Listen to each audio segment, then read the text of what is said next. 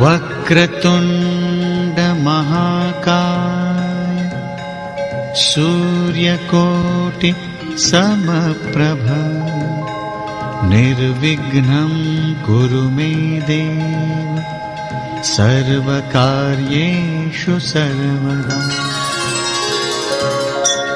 क्या आप लोग जानते हैं माता सीता को अग्नि परीक्षा देने के बाद भी धरती मैया में क्यों समाने की जरूरत पड़ी?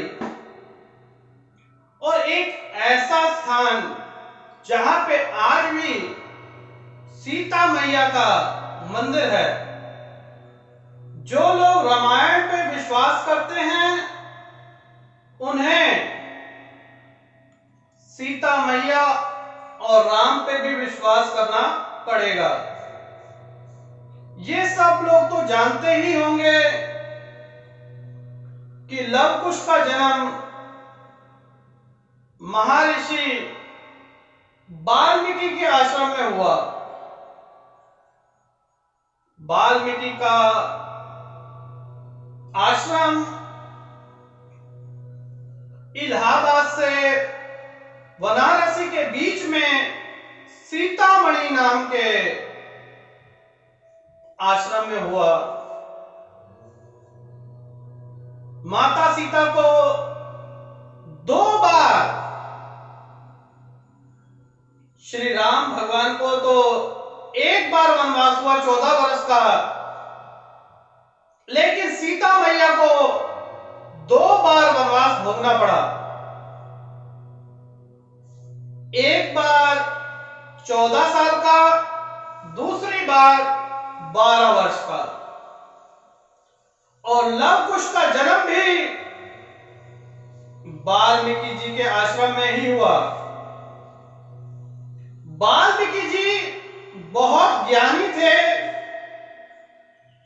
जिन्होंने रामायण भी लिखी।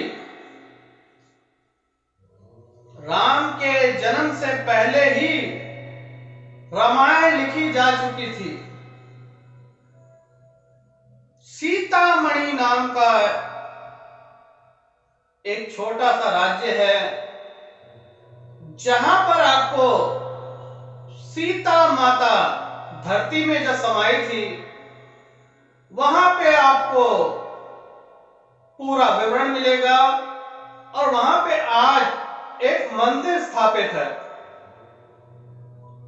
मंदिर पे जाते ही 108 फुट के बजरंगबली के दर्शन आपको प्रथम होंगे, क्योंकि बजरंगबली जी को ये वरदान है कि कलयुग के अंत तक वो जन कल्याण के लिए हमारे बीच ही रहेंगे। जब भी आप सीतामढ़ी जाएंगे, प्रथम आपको बजरंगबली जी के दर्शन होंगे। 108 फुट ऊंची मूर्ति है बजरंगबली जी की, लेकिन आप कोई भी मनोकामना वहां लेके जाएंगे तो आपकी मनोकामना पूर्ण हो जाएगी। सीता मैया धरती से ही प्रकट हुई और धरती में ही चली गई। इसका कारण भी यह है कि धरती मां से प्रकट हुई। राजा जनक के यहां जब हल जोत रहे थे, तब सीता मैया प्रकट हुई थी। और राम भगवान विष्णु भगवान का अवतार हैं। आप लोग जानते हैं कि असल में सीता मैया को तो रावण ले ही नहीं गया था। सीता मैया का स्वरूप था वो जो ले गया था। सीता मैया तो उसी आश्रम में विराजमान थी जिस कुटिया में भगवान श्री राम विराजमान थे। लेकिन इस युग के लोगों ने भगवान श्री राम को भी नहीं छोड़ा कि उन्हें अग्नि परीक्षा देनी पड़ी। जब माता सीता को अग्नि परीक्षा देनी पड़ी तो माता सीता ने धरती मैया की कसम खाई कि हे मैया, अगर मैंने प्रभु श्री राम के अलावा किसी पुरुष का स्मरण या ध्यान भी किया हो तो मेरी मृत्यु हो जाए।